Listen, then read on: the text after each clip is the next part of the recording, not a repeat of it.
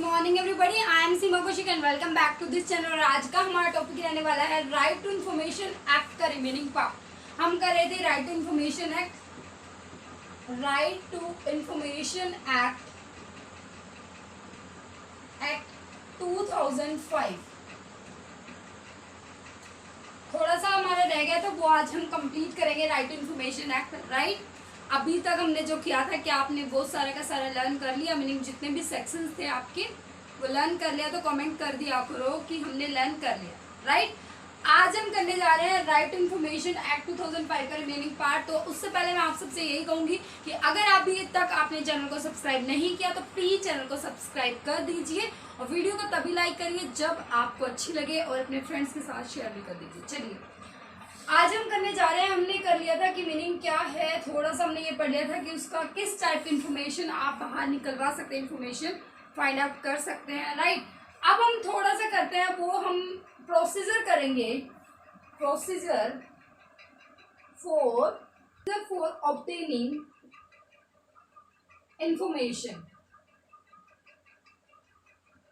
कि जब हम इंफॉर्मेशन फाइंड आउट करेंगे, मीनिंग जैसे कि हमने थोड़ा सा पढ़ा था राइट इन्फॉर्मेशन में क्या है, हमें इंफॉर्मेशन लेने का अधिकार है। मीनिंग अगर हमें किसी भी इन द सेंस किसी भी ऑर्गेनाइजेशन से जो कि पब्लिक है या कोई प्राइवेट है या कि नॉन पब्लिक ऑर्गेनाइजेशन है या ऐसी प्राइवेट ऑर्गेनाइजेशन जिसका इंटरेस्ट पब्लिक में है, ऐसी ऑर्गेनाइजेशन से हम किसी भी टाइप की इंफॉर्मेशन ले सकते हैं। ठीक है, तो हमने बात करी थी, तो वो जो इन्फॉर्मेशन हम ऑब्टेन करेंगे उसका प्रोसीजर क्या रहने वाला है वो हम डिस्कस करेंगे। सबसे पहला पॉइंट आपका रहने वाला है कि आप रिक्वेस्ट डालोगे, रिक्वेस्ट ऑफ ऑब्टेनिंग इंफॉर्मेशन।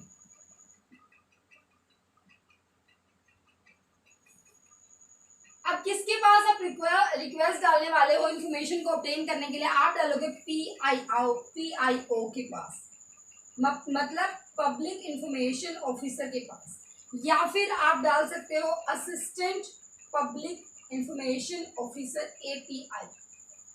यहाँ पर आप किस तरीके से रिक्वेस्ट डालोगे, आप एक जो पेज होता है आपका ब्लैंक पेज, उस पर आप एप्लीकेशन लिखोगे, एड्रेस लिखोगे जहां पर आपको इन्फॉर्मेशन मंगवानी है। आप किसी भी टाइप की इन्फॉर्मेशन मंगवा सकते हो, उसके लिए आपको सबसे पहले एक रिक्वेस्ट तो डालनी पड़ेगी। ठीक है, लेकिन अभी क्या होने लगा, मैंने अभी देखा था एक, वहां पर आपको एक हेल्पलाइन नंबर भी दिया हुआ है, आप उसके ऊपर भी कॉल कर सकते हो। अगर आप ऐसे कॉल करते हो तो वहां पर आपके फोन से ही चार्ज कट जाएंगे 10 रुपये, और फिर क्या होगा, आपको इन्फॉर्मेशन वो आगे फर्दर भेज देंगे, मीनिंग आपको रिटर्न में रिक्वेस्ट सेंड करने की ज़रूरत नहीं है। बट ये हम बुकिश नॉलेज के अकॉर्डिंग टू जैसे भी हम कर रहे हैं वो आप थोड़ा सा ध्यान से समझो कि सबसे पहले आपको रिक्वेस्ट डालनी होगी इन्फॉर्मेशन ऑब्टेन करने के लिए। आप किसके पास डालोगे, PIO या APIO के पास रिक्वेस्ट डालोगे।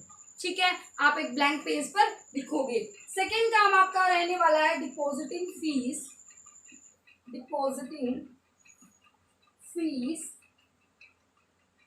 For obtaining information. इसका मीनिंग क्या है कि जैसे आप इंफॉर्मेशन ऑब्टेन करना चाहते हो तो आपको एक फीस भी डिपॉजिट करनी पड़ेगी। अब वो फीस की अमाउंट क्या रहने वाली है, वो है सिर्फ 10 रुपये।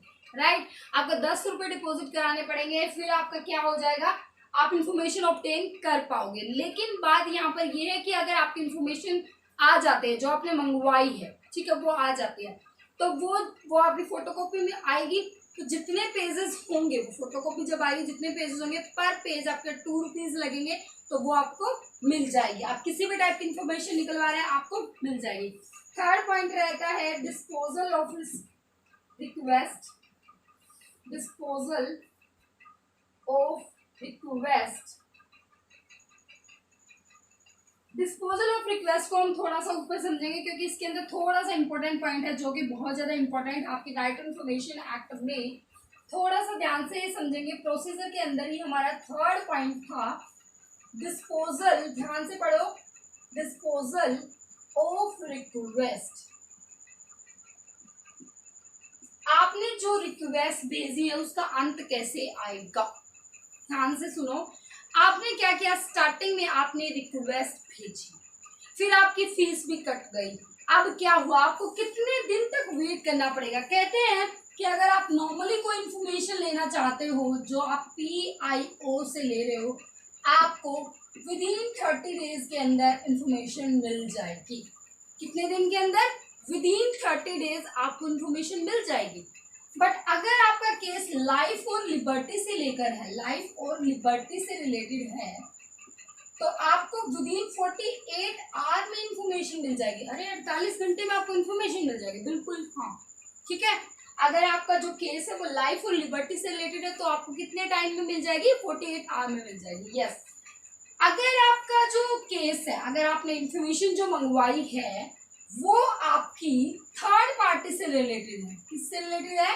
थर्ड पार्टी से रिलेटेड है, तो वो आपको मिलेगी 35 डेज के अंदर। 35 या 45? 40 डेज के अंदर, क्योंकि जो 45 डेज वाली है ना वो अलग है, ठीक है। वो 40 डेज के अंदर मिलेगी। क्यों मिलेगी? क्योंकि 30 दिन का तो आपका नॉर्मल टाइम होता है, फिर आपकी इंफॉर्मेशन थर्ड पार्टी से रिलेटेड है, इस वजह से 10 दिन वहां से मंगवाने में लग जाएंगे। इस वजह से टोटल आपके कितने डेज हो गए? 40 डेज हो गए। यस। और जो 45 डेज की है वो रिलेट है आपकी एलिगेशन ऑफ ह्यूमन राइट्स।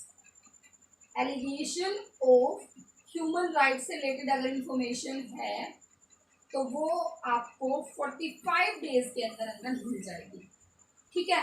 अब कह रहा है कि ये इंफॉर्मेशन इतने दिन में मिलनी चाहिए, बट अगर ये इंफॉर्मेशन जो हमने अभी डिस्कस की है इतने दिनों में नहीं मिलेंगी तो क्या होगा? तो क्या होगा बताइए जरा।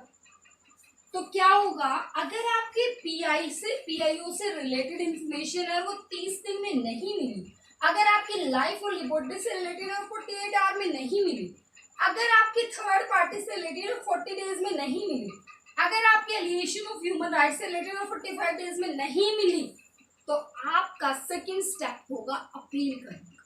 सेकंड स्टेप कौन सा होगा? अपील करने का।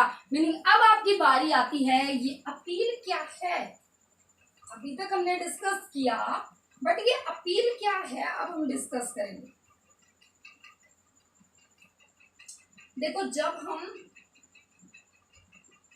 जब हम इंफॉर्मेशन लेने के लिए चले थे, जब हमने फर्स्ट स्टेप लिया था कि हमें इंफॉर्मेशन गैदर करनी है, तो हम बहुत खुश हो रहे थे, ठीक है, कि वो 30 डेज के अंदर तो हमें इंफॉर्मेशन मिल जाएगी।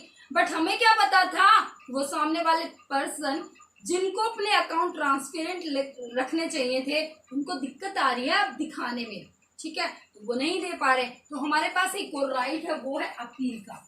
अगर आपको विद इन टाइम इंफॉर्मेशन नहीं मिलती है तो आपके पास है अपील करने का, और आप 2 अपील कर सकते हो, फर्स्ट और सेकंड। फर्स्ट अपील आप किसके पास करोगे? आपका फर्स्ट अपीलेट अथॉरिटी है, अथॉरिटी उसके पास आप डालोगे अपील, ठीक है। विद इन 60 डेज आपके पास इंफॉर्मेशन आ जानी चाहिए। दैट मीन्स कि इस अपीलेट अथॉरिटी ने सामने वाली पार्टी को नोटिस दोबारा से भेजा कि 30 दिन के अंदर अंदर मुझे इंफॉर्मेशन चाहिए ही चाहिए। समझ रहे हो? क्योंकि 30 दिन तो पहले जा चुके हैं, अब इसमें 30 दिन और, मतलब 60 डेज के अंदर अंदर आनी चाहिए। अगर इन केस कोई ज्यादा ही एक्सेस में कुछ ऐसा काम है जिसकी वजह से आप नहीं दे पाते हो तो आपको 15 डेज प्लस 4 मिल जाएंगे। बट इसके इन दिनों के अंदर अंदर आपकी इंफॉर्मेशन हमारे पास पहुंचनी चाहिए। फर्स्ट अपीलेट अथॉरिटी ने ये बोला, लेकिन नहीं, ढीठ लोगों ने नहीं पहुंचाई इंफॉर्मेशन फिर भी, तो हम जाएंगे अपनी सेकंड अपील के पास। और जो सेकंड अपील है वो है हमारी CIC। सेकंड अपील कौन सी है हमारी? किसके पास जाएंगे हम? सेकंड अपील है हमारी CIC, that means central information commission.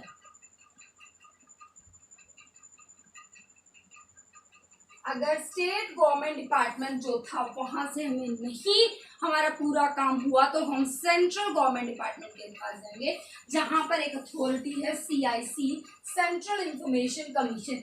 ये 90 डेज के अंदर अंदर इंफॉर्मेशन को गैदर करेगी, मीनिंग विद इन 90 डेज।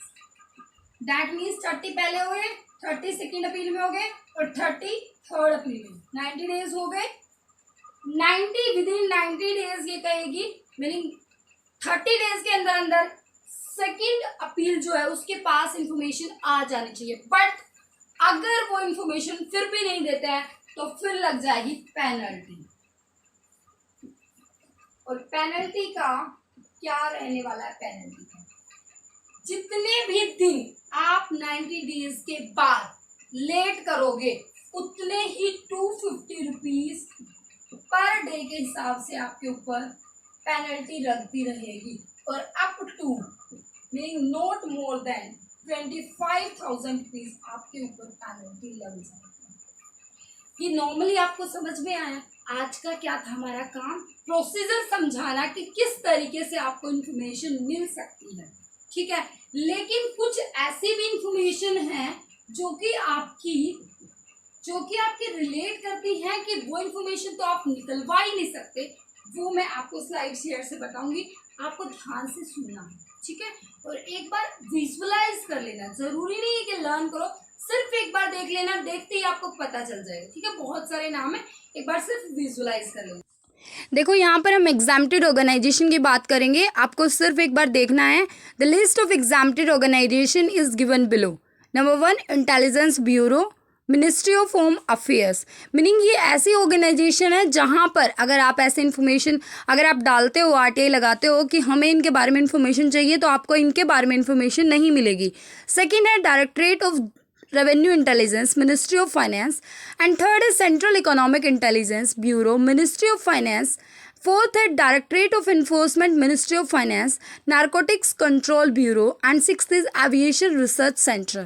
ये टोटल 22 हैं। आप एक एक करके इनको देख लीजिए, क्योंकि ये ऐसे डिपार्टमेंट्स हैं, ये ऐसी ऑर्गेनाइजेशन है जो अगर आप यहाँ से इंफॉर्मेशन लेना चाहते हो तो आपको इंफॉर्मेशन नहीं मिलेंगी। ओके, नेक्स्ट है 7th special frontier force, 8th है border security force BSF, ministry of home affairs, central reserve police force, ministry of home affairs.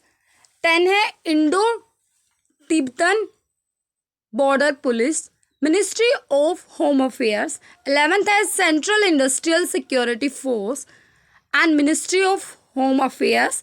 12th है national security guard, ministry of home affairs. 7th 8th 9th 10th 11th 12th ये points एक बार दोबारा से visualise करिएगा। और ये भी ऐसे पॉइंट्स हैं जहाँ से अगर आप आरटीआई लगाते हो, आप इन्फॉर्मेशन लेना चाहते हो तो आप गैदर नहीं कर सकते। Special frontier force, border security force, ministry home affairs, central reserve police force, ministry of home affairs, Indo Tibetan border police, ministry of home affairs, central industrial security force, ministry of home affairs and 12th है national security guard, ministry of home affairs. एक बार देख लीजिए। 13th है special service bureau, ministry of home affairs. Meaning अगर ये special service bureau है, ministry of home affairs, अगर आप यहाँ से इन्फॉर्मेशन लेना चाहते हो तो आप यहाँ से इन्फॉर्मेशन नहीं ले सकते। मोस्टली तो मिनिस्ट्री ऑफ होम अफेयर्स अगर जहाँ पर वर्ड मिल जाए ना तो देख लेना, अगर इन केस क्वेश्चन आ जाता है तो। 14 है Assam rifles, ministry of home affairs. 15th है साक्षरता सीमा बल, ministry of home affairs. 16th है स्पेशल प्रोटेक्शन ग्रुप। 17 है defence research and development organisation, ministry of defence.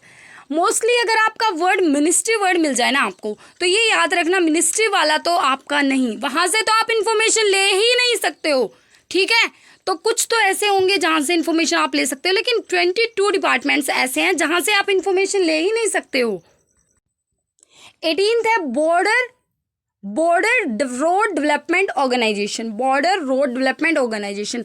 Meaning border की रोड की डेवलपमेंट हो रही है, तो आप सोचो कि हम अगर उसकी इन्फॉर्मेशन उनको देंगे और वो किसी दूसरी कंट्री वाले को बता देगा तो ये क्या सही रहेगा? नहीं। इसीलिए ये सारी ऑर्गेनाइजेशन ऐसी हैं जो कि कॉन्फिडेंशियल इनकी इन्फॉर्मेशन रखनी पड़ती है।